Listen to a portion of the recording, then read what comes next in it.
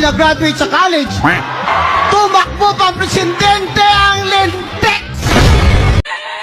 Kung mas mababa ang presyo ngayon ng pagkain, iboto natin yung mga kandidato niya.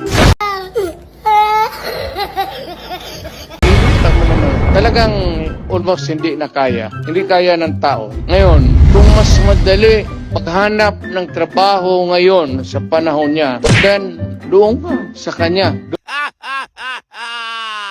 Doon sa administrasyon. Kung sa panahon na ito, kung pante ka na maglakad, na walang takot, kapag pasyal ka, paski saan, wag mo nang bitawan si Marco. Piliin mo na yung kandidato niya.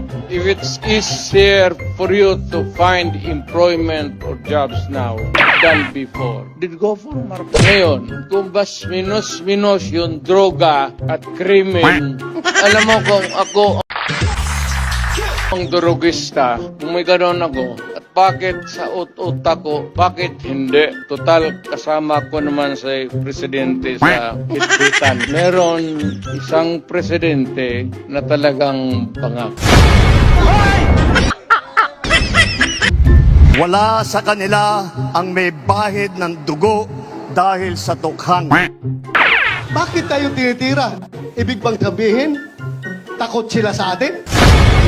Kung yung aking mga kamay ay may bahid ng dugo, hindi ko po yan ikinakakahiya. Pagkain ko kayo, ha?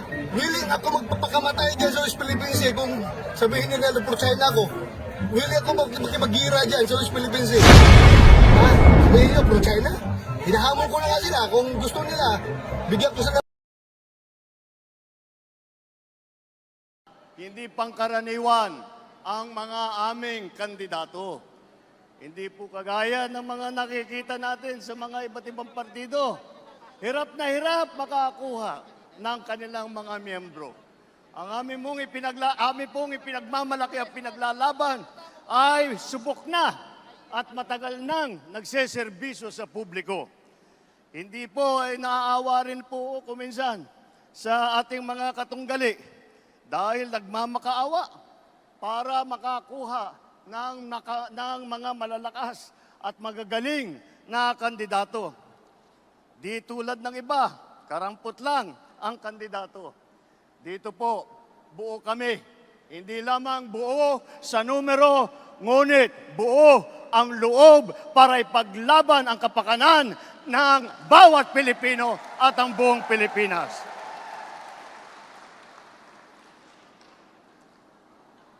Kaya naman, nagtataka nga ako, parang yung mga iba na naging kandidato, nag-deliver lang yata ng suka. Mami! Bumili ka ng suka! Yung mukhasim! Punay!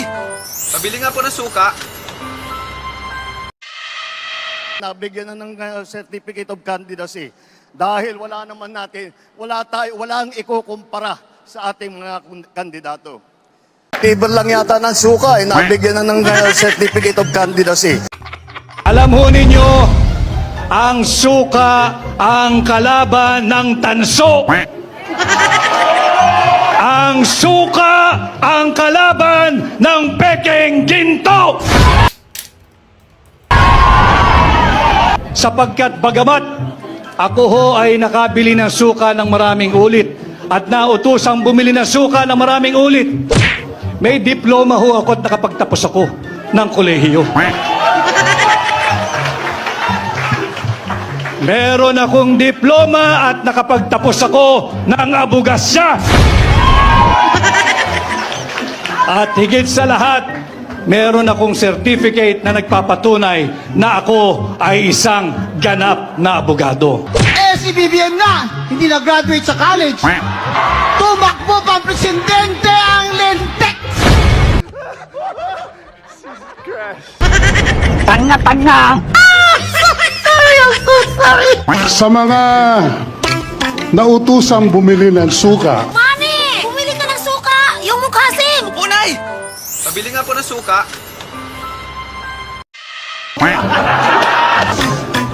bundok, abogado yan. Si Bato, magiting na general yan. Hindi ko na sasabihin saan magiting yan. Malasakit yan. Isa pang magsusuka, si Hinlo, abogado yan. Si Attorney Lambino, abogado yan. Hindi po.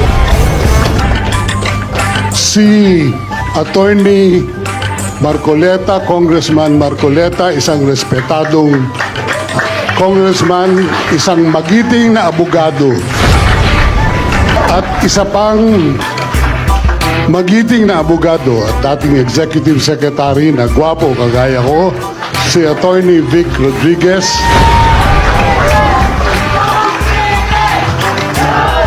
At isang napakagwapong premierong aktor at Famas awardee, si Philip Salvador. Very effective. Sila po ang mga nautusan bumili ng suka. Si BBM na, hindi na-graduate sa college. Tumakbo pa ang presidente.